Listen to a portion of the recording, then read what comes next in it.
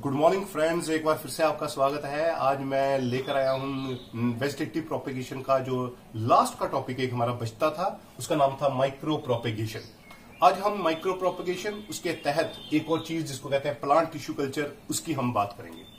तो ये जो टॉपिक है माइक्रो प्रोपेगेशन, ये बहुत इंपॉर्टेंट टॉपिक है क्योंकि एग्जाम में 3 तरीके से आएगा। एक तो ये है कि ये वेजिटेटिव प्रोपेगेशन का हिस्सा है। कौन सी वेजिटेटिव प्रोपेगेशन का? आर्टिफिशियल वेजिटेटिव प्रोपेगेशन का। दूसरा, आपको सीधे से ये क्वेश्चन पूछ सकते हैं कि माइक्रो प्रोपेगेशन क्या होता है। तीसरा, इसमें यह क्वेश्चन बनता है कि प्लांट टिश्यू कल्चर के ऊपर नोट लिखो। और ये प्लांट टिश्यू कल्चर हमारे सिलेबस में बहुत इंपॉर्टेंट है क्योंकि ये क्वेश्चन 2 बार रिपीट होगा। एक बार अभी, एक बार अगले यूनिट में, 3rd यूनिट में फिर से। तो जब ये फिर से रिपीट होगा मैं फिर से आपको याद करवाऊंगा, लेकिन फिलहाल हम इस टॉपिक को अच्छी तरह समझेंगे कि माइक्रो प्रोपेगेशन या प्लांट टिश्यू कल्चर क्या होता है। माइक्रो प्रोपेगेशन थोड़ा सा हम इसको ये समझें कि ये प्लांट टिश्यू कल्चर से थोड़ा सा अलग इसलिए है कि माइक्रो प्रोपेगेशन तो होता है कि जब हम लार्ज नंबर ऑफ प्लांट्स को बनाएं आर्टिफिशियल तरीके से। देखो, लेबोरेटरी में बनाना है, आर्टिफिशियल तरीके से बनाना है। एक पौधे के छोटे से हिस्से से, वो सेल हो सकता है, टिश्यू हो सकता है, वो एक ऑर्गन हो सकता है, वहां से हम बहुत सारे पौधे जब तैयार करेंगे, कहां? लैब के अंदर, आर्टिफिशियल वे से। उसको हम कहते हैं माइक्रो प्रोपेगेशन। और वो माइक्रो प्रोपेगेशन उससे क्या होगा? जब हम एक ही पौधे के हिस्से से काफी सारे छोटे छोटे पौधे तैयार करते हैं लेबोरेटरी के अंदर, वो सारे एक जैसे होते हैं। एक जैसे होने के कारण उनको हम क्या कहते हैं? Clone. Similar type of plants are called as clone. तो वो सारे पौधे, बहुत सारे पौधे थोड़े से समय में एक छोटे से हिस्से से, एक सेल से, टिश्यू या ऑर्गन से बनते हैं। इसको हम कहते हैं micro propagation. Micro propagation laboratory के अंदर। ये जो माइक्रो प्रोपेगेशन होती है, जो कि हम लोग लेबोरेटरीज में करते हैं, इस माइक्रो प्रोपेगेशन को करने के लिए हम जिस टेक्निक का यूज करते हैं उसको कहते हैं प्लांट टिश्यू कल्चर। तो प्लांट टिश्यू कल्चर की मदद से हम लोग इस माइक्रो प्रोपेगेशन को करते हैं। प्लांट टिश्यू कल्चर में मतलब करना क्या है? टिश्यू कल्चर में होता क्या है? टिश्यू कल्चर में हम लोग क्या करते हैं कि कोई भी पौधे का हिस्सा, जैसे देखिए ये मेरे पास इस वक्त एक ब्रांच पड़ी हुई है। क्या पड़ी हुई है? ब्रांच। किसकी ब्रांच है? प्लांट की। ये मेरे पास एक लीफ है। देखिए ये लीफ, एक पौधे की लीफ है। तो इस लीफ से या इस ब्रांच से हम नया पौधा लेबोरेटरी के अंदर पैदा कर सकते हैं। और जिस चीज को हम यूज करते हैं, जैसे मैं इस लीफ को यूज करूंगा अगर टिश्यू कल्चर के लिए, यहां से मैंने ये नए प्लांट पैदा करने हैं, तो ये जो चीज यूज होती है इसको हम एक्सप्लांट कहते हैं। जिस हिस्से को मैं यूज करने वाला हूं, अगर देखिए, अगर ये कितना हिस्सा हम ले सकते हैं एक लेबोरेटरी के अंदर नया प्लांट पैदा करने में, हम बिल्कुल छोटे से छोटा हिस्सा। अगर ये प्लांट है तो इसकी ये देखिए, ये बिल्कुल मैंने छोटी सी इसकी हिस्सा लिया है, लीफ का एक एंड लिया है। यहां से लाखों प्लांट प्रोड्यूस हो सकते हैं, इसीलिए इसको टिश्यू कल्चर कहते हैं। थोड़े से प्लांट के हिस्से से, ये लीफ वैसी की वैसी है, यहां से मैंने थोड़ी सी इसकी लीफ ली है, इसकी छोटी सी लीफ, इससे भी छोटे हिस्से से, एक सेल से नया प्लांट पैदा हो सकता है लैब के अंदर, उसको हम टिश्यू कल्चर कहते हैं। और जो चीज हम यूज करते हैं टिश्यू कल्चर के दौरान, जैसे लीफ है या लीफ का वो पार्ट है, हम इसको एक्सप्लांट कहते हैं। क्या कहते हैं? एक्सप्लांट। लेकिन ये सीधे का सीधा टिश्यू कल्चर के लिए यूज नहीं होता। ऐसा नहीं होता कि मैंने किसी प्लांट की ये ब्रांच तोड़ी, मैंने किसी प्लांट का ये लीफ तोड़ी और उसको मैं सीधा का सीधा जो है टिश्यू कल्चर के लिए यूज कर लूंगा। इसको यूज करने से पहले, जैसे ये लीफ है, तो इसको यूज करने से पहले, इस एक्सप्लांट को या इस लीफ को हम यूज करने से पहले, इसको पहले खूब डिसइंफेक्ट किया जाता है, इसको साफ किया जाता है, इनको स्टरलाइज किया जाता है। बिल्कुल एसेप्टिक कंडीशंस में ये टिश्यू कल्चर की टेक्निक होती है। ये टिश्यू कल्चर की टेक्निक के लिए बिल्कुल एसेप्टिक कंडीशन रखने पड़ते हैं। इसमें कुछ डिसइंफेक्टेंट्स यूज होते हैं, जैसे क्लोरेक्स वाटर एक डिसइंफेक्टेंट है, उसको यूज किया जाता है। सोडियम और कैल्शियम हाइपोक्लोराइड सोल्यूशन होता है, उसको यूज करते हैं। ये जो मटेरियल होता है, जो एक्सप्लांट होता है, इसको हम पानी से धोते हैं। पानी से धोने के बाद इसको हम लोग अच्छी तरह साफ करते हैं, इसको स्टरलाइज करते हैं। इसकी जो ऊपर वाली सतह होती है, इसको बिल्कुल अल्कोहल के साथ या इन चीजों के साथ, क्लोरेक्स वाटर वगैरह के साथ साफ करने के बाद, डिसइंफेक्ट करने के बाद, फिर हम लोग जो होते हैं वो टिश्यू कल्चर करते हैं। टिश्यू कल्चर जिन लैब्स में की जाती है, जिनको टिश्यू कल्चर लैब्स की जाती है, वहां पर जो हालात होते हैं, जो बिल्कुल कंडीशंस होती हैं, बिल्कुल ही एसेप्टिक होती है। एसेप्टिक का मतलब होता है वहां पे कोई भी चीज, कोई भी बैक्टीरिया हो नहीं सकता, थोड़ा सा बैक्टीरिया भी नहीं होता वहां, उसको हम लोग एसेप्टिक कंडीशन कहते हैं। और इवन की जो लोग वहां पे जाते हैं हाथ धुले हुए, उनके कपड़े बिल्कुल साफ होते हैं, अपने जो चप्पलें होती हैं उनको बाहर छोड़ के जाते हैं, अंदर जाते हैं, बिल्कुल अपना को कवर करते हैं, मुंह के ऊपर उन्होंने अपने मास्क से ढका होता है। जो वहां पर बर्तन, जो अब वेसल्स जैसे कि पेट्री प्लेट्स यूज होती हैं, जो भी चीज फोर्सेप यूज होती हैं, वो सारे की सारी स्टरलाइज्ड होती हैं। वो सभी को सभी जो होता है उनको उन्होंने अल्कोहल के साथ या किसी चीज के साथ उसको साफ किया होता है। बिल्कुल एसेप्टिक कंडीशंस होती हैं। टिश्यू कल्चर इस तरीके से होता है। टिश्यू कल्चर के लिए बल्कि बिल्कुल एसेप्टिक कंडीशन में होना है। और इसमें एक और चीज है कि इसमें फिर टिश्यू कल्चर करते किसमें है। प्लेट लेते हैं, प्लेट के ऊपर एक कल्चर मीडियम डाला जाता है। कल्चर मीडियम मीन्स एक ऐसी एक सोल्यूशन डाला जाता है जिसके ऊपर हम उस पौधे को कहीं रखेंगे। तो जो आपने प्लांट का हिस्सा, जैसे इसको तोड़ा है या इसका छोटा सा कोई पार्ट यूज किया है, तो उसको किसी चीज के ऊपर तो रखना है। तो आप क्या करते हैं, प्लेट में कल्चर मीडियम डालते हैं। तो कल्चर मीडियम 3 तरीके का होता है। तो कल्चर मीडियम लिक्विड भी होता है, कल्चर मीडियम सेमी सॉलिड भी होता है, कल्चर मीडियम सॉलिड भी होता है। तो सॉलिड कल्चर मीडियम के बारे में अगर मैं बात करूं, जैसे सॉलिड कल्चर मीडियम है तो कैसे तैयार किया जाता है, कल्चर मीडियम कैसे तैयार किया जाता है, उसमें हम लोग क्या कहते हैं उसको, एक पाउडर जिसको कहते हैं अगर उसको यूज करते हैं। जैसे सॉलिड मीडियम बनाना हो, सॉलिड का मतलब होता है कि आप प्लेट में डालोगे ना, तो प्लेट में एक घोल डालते हो, घोल डालने के बाद थोड़ी देर के बाद वो सॉलिड हो जाता है, बिल्कुल ऐसे जैम की तरह सॉलिड, थोड़ा सा सॉलिडिफाइड सरफेस हो जाता है। उसके ऊपर आप एक्स प्लांट को छोड़ देते हो। एक्स प्लांट को छोड़ने के बाद उसमें से जो होता है, जो प्लांट्स होते हैं वो ग्रो करते हैं। तो वो जो आप सॉलिड मीडियम बनाते हो वो कैसे बनता है, उसमें ना 1% अगर होता है। क्या होता है, पाउडर हम डालते हैं 1% अगर एक ऐसा पाउडर होता है जो कहां से बनता है, हमारे पास रेड एल्गी से बनता है। जैसे कि कुछ स्पीसीज हैं रेड एल्गी की, रोडोफाइसी की, जिनमें आता है ग्रेसिलेरिया, जेलिडियम। ये कॉम्पिटिटिव एग्जाम के लिए बड़ा इंपॉर्टेंट 2 रेड एल्गी हैं, जो कई बार पूछा भी जाता है कि ग्रेसिलेरिया और जेलिडियम जो रेड एल्गी हैं वो क्या बनाती हैं, वो बनाती हैं अगर। ये अगर यहां पर जो कल्चर मीडियम है, प्लांट टिश्यू कल्चर है, वहां पे यूज होता है। तो हमने क्या करना है, अगर का घोल बनाते हैं, उसमें पानी भी होता है, अगर भी होता है, उसको उबालते हैं। उसके बीच में फिर हम लोगों ने काफी सारे इनऑर्गेनिक न्यूट्रिएंट्स, आपको पता है माइक्रो और मैक्रो न्यूट्रिएंट्स, वो डाले जाते हैं। फिर उसमें ऑर्गेनिक न्यूट्रिएंट्स जिसमें सुक्रोस आता है, फ्रक्टोस आता है, वो सारे एनर्जी के सोर्स होते हैं, वो डाले जाते हैं। फिर उसके बाद उसमें कुछ हार्मोन्स, जो हम न्यूट्रिएंट मीडियम डालते हैं पेट्री प्लेट में, जिसके ऊपर हमने प्लांट को उगाना है, या जिसमें उन्हें वो लीफ का हिस्सा रखना है, या कोई स्टेम का हिस्सा रखना है, या रूट का हिस्सा रखना है, जिससे हमने नया पौधा तैयार करना है।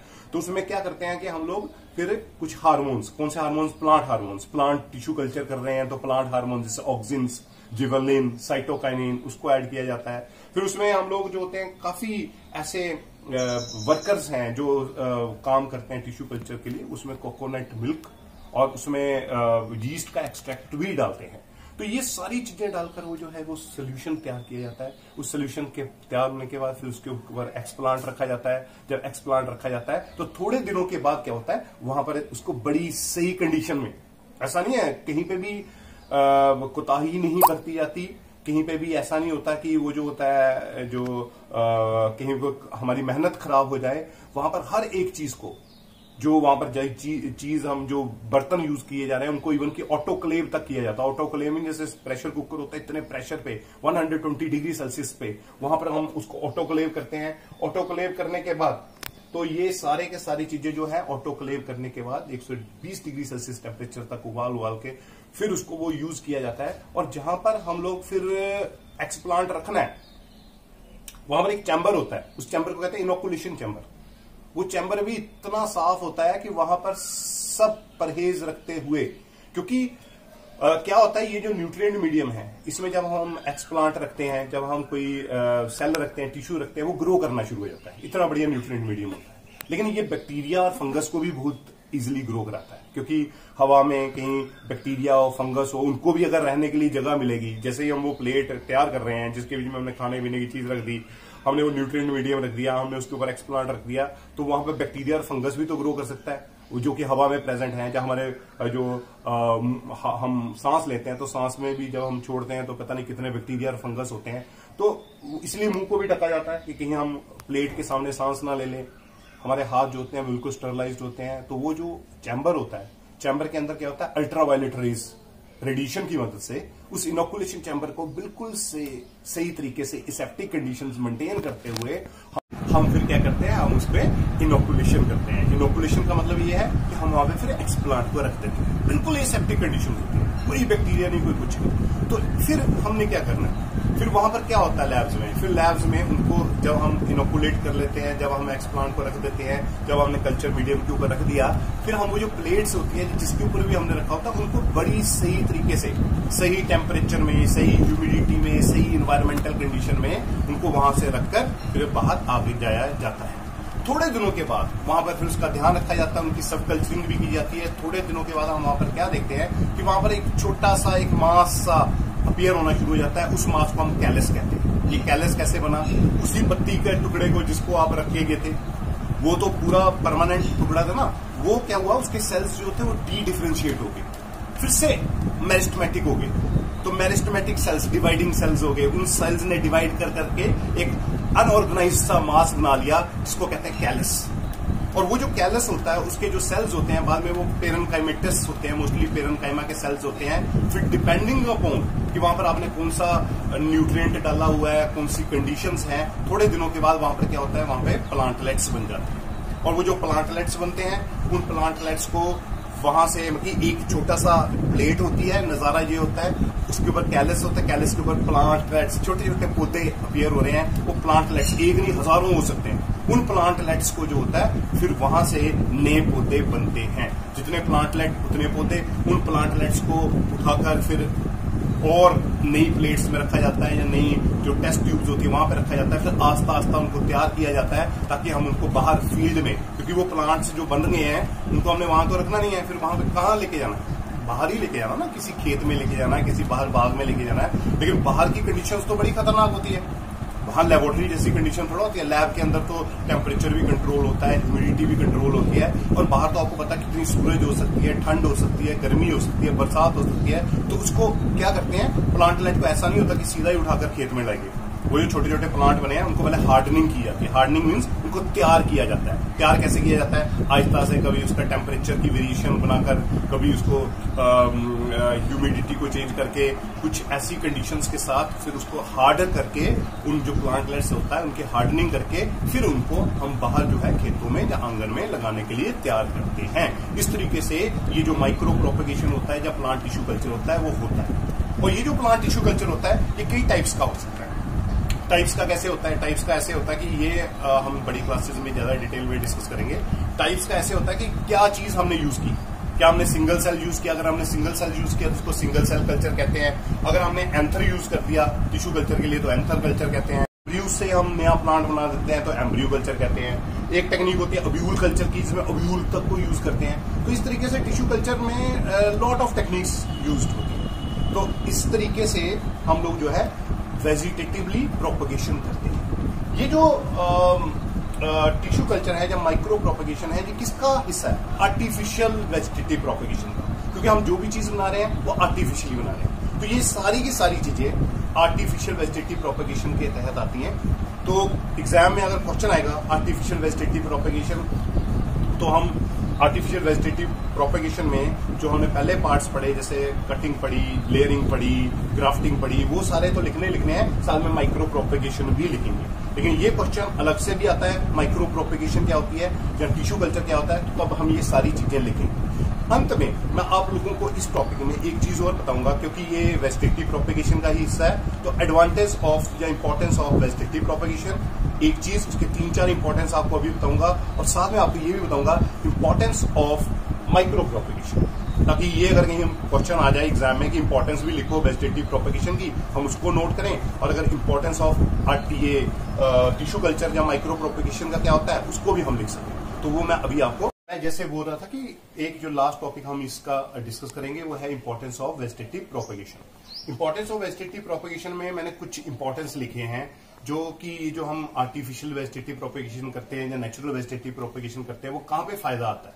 तो फायदा सबसे पहले ये आता है कि ये कुछ प्लांट्स में जिन्होंने सीड बनाने की कैपेसिटी को लॉस कर दिया है, या जिनमें सीड बनते ही नहीं, या सीडलेस प्लांट्स हैं, या जिनमें अगर सीड बनते हैं तो उनकी कैपेसिटी जो है वो सीड बनाने की है ही नहीं रही, उन प्लांट्स को अगर उन्होंने अपनी स्पीसीज को फिर से उगाना है, अगर अपने जैसा पौधा उगाना है, तो वेजिटेटिव प्रोपेगेशन ही अकेला एक ऐसा तरीका है। जैसे कि बनाना, रोज, पाइनएप्पल। अब केला देखिए, केले को कैसे उगाएंगे? केले का तो सीड होते ही नहीं, है ना? केले में कहाँ सीड है? तो केला जो है, अगर केले को उगाना है तो कैसे उगेगा? एक ही तरीका है, वेजिटेटिव प्रोपेगेशन। दूसरा, ये उन प्लांट्स के लिए बड़ा अच्छा होता है वेजिटेटिव प्रोपेगेशन जहां पे सीड डोरमेंसी बहुत ज्यादा है। सीड डोरमेंसी का मतलब ये कि आपने बीज को डाल दिया जमीन में, अगर कोई प्लांट में बीज बन भी रहा है, और वो जो सीड डोरमेंसी है, वो बीज जो है वो कितने सालों तक उगे ही ना, मान लो 5 साल तक ना उगे, 6 साल तक ना उगे, सीड से नया प्लांट ही नहीं उग रहा, तो ऐसे प्लांट्स का हम 6 साल तो वेट ही करते रहेंगे कि कब सीड की डोरमेंसी टूटेगी और कब जो है नया पौधा उगेगा। ऐसे पौधों को उगाने के लिए वेजिटेटिव प्रोपेगेशन, आर्टिफिशियल हो चाहे नेचुरल हो, वो मेथड जो है प्लांट यूज करते हैं ताकि नए प्लांट को हम उगा सकें। तीसरा जो होता है, ऐसा वेजिटेटिव प्रोपेगेशन का हमें जो फायदा है, अगर हम किसी प्लांट की मल्टीपल कॉपीज बनाना चाहें तो वेजिटेटिव प्रोपेगेशन से हम कितनी जल्दी से उसकी मल्टीपल कॉपीज बना सकते हैं। चौथा फायदा जो वेजिटेटिव प्रोपेगेशन का ये है कि वो प्लांट जो थोड़ी क्वालिटी में सीड बनाते हैं, एक तो होता है बनाते नहीं, एक होता है बिल्कुल ही थोड़ी क्वांटिटी में सीड बनाते हैं, उन प्लांट्स को भी अगर हमें प्रोपोगेट करना है, अगर हम उनको पैदा करना है, बहुत ज्यादा अमाउंट में पैदा करना है, तो ये जो वेजिटेटिव प्रोपेगेशन होता है ये बहुत इंपॉर्टेंट रोल प्ले करता है। प्लांट टिश्यू कल्चर, ये भी वेजिटेटिव प्रोपेगेशन का हिस्सा है। माइक्रो प्रोपेगेशन भी वेजिटेटिव प्रोपेगेशन का टाइप होता है, इसलिए इसके जो इंपॉर्टेंस है वो भी सारे वेजिटेटिव प्रोपेगेशन में आ जाएंगे। लेकिन अगर अलग से क्वेश्चन आए कि टिश्यू कल्चर का क्या फायदा होता है, प्लांट टिश्यू कल्चर का क्या फायदा होता है, तो उसके इंपॉर्टेंस मैंने यहां पे लिखे हैं। वो क्या है कि प्लांट टिश्यू कल्चर से हम डिजीज फ्री प्लांट्स बना सकते हैं। टिश्यू कल्चर से डिजीज फ्री प्लांट बनते हैं। उसकी टिप, अगर कोई डिजीज प्लांट भी है ना, उसकी टिप को अगर हम यूज करें माइक्रो प्रोपेगेशन के लिए, टिश्यू कल्चर के लिए, वहां से डिजीज फ्री प्लांट बनते हैं। दूसरा ये है कि आपको पता है कि थोड़े ही टाइम में हम कितने सारे प्लांटलेट्स कैलस के ऊपर बन जाते हैं। तो काफी सारे जब प्लांटलेट्स बन जाते हैं कैलस के ऊपर, तो कितने प्लांट्स को हम थोड़े टाइम में ही पैदा कर सकते हैं टिश्यू कल्चर से। एक छोटा सा टिश्यू लेना है, उससे हो सकता है हजारों प्लांट पैदा हो जाए। तीसरा ये है कि एंडेंजर्ड प्लांट्स, जो प्लांट खत्म होने को जा रहे हैं, जो प्लांट अब हमारी दुनिया में रहे ही नहीं, तो टिश्यू कल्चर से हम अगर उनकी लाखों कॉपियां बनाएंगे तो देखिए ना कितने प्लांट हमारे बन सकते हैं। एंडेंजर्ड प्लांट्स के लिए जो टिश्यू कल्चर है ये एक बहुत ही अच्छी टेक्निक है। और चौथा और लास्ट है एम्ब्रियो रेस्क्यू टेक्निक, बल्कि ये भी एक इंपॉर्टेंस है टिश्यू कल्चर की, जहां पर कई बार होता है कि हम कोई दो अलग स्पीसीज को क्रॉस करते हैं तो उनका एम्ब्रियो बन जाए, लेकिन एम्ब्रियो जिंदा नहीं रहता। जब दो स्पीसीज को हम आपस में क्रॉस करते हैं जो बाहर की होती है, या इंटरजेनरिक क्रॉस करते हैं, तो जो एम्ब्रियो होते हैं ना ऐसी क्रॉसेस के, जैसे मान लीजिए एक आम है, आम को अमरूद के साथ क्रॉस कर दिया तो उसके बाद कोई नया सीड बन गया है, वो जो सीड है उसका जो एम्ब्रियो होगा वो बचेगा नहीं, नेचर में ऐसा होता नहीं। तो उसको हम एम्ब्रियो को बचा सकते हैं, उस एम्ब्रियो को बचाकर और नया पौधा तैयार कर सकते हैं। तो ये किससे होगा? ये होगा टिश्यू कल्चर से। तो ये कुछ some importance of vegetative propagation, some importance of plant tissue culture मैंने यहां पे लिखे हैं, ये मैंने आपको बताने की कोशिश की है। मैं उम्मीद करता हूं कि आपको ये जो मेरा लेक्चर है माइक्रो प्रोपेगेशन के ऊपर या प्लांट टिश्यू कल्चर के ऊपर, ये आपको पसंद आया होगा और आपने इसको देखा होगा, समझा होगा। नहीं तो अगर आपको कोई चीज समझ नहीं आई हो तो मैं आपको बार बार कहता हूं उसको रिवाइंड करके फिर से देख लीजिए। अगर आपको कोई क्वेरी है तो मेरे से क्वेश्चन जरूर पूछिए। मैं आपका बहुत बहुत शुक्रिया करता हूं कि आपने मेरी बात को बड़े ध्यान से सुना। मैं अगला जो हम टॉपिक लेक्चर जो पढ़ने जा रहे हैं वो हम पढ़ेंगे sexual reproduction in flowering plant. इन्हीं शब्दों के साथ मैं आपको थैंक यू करता हूं।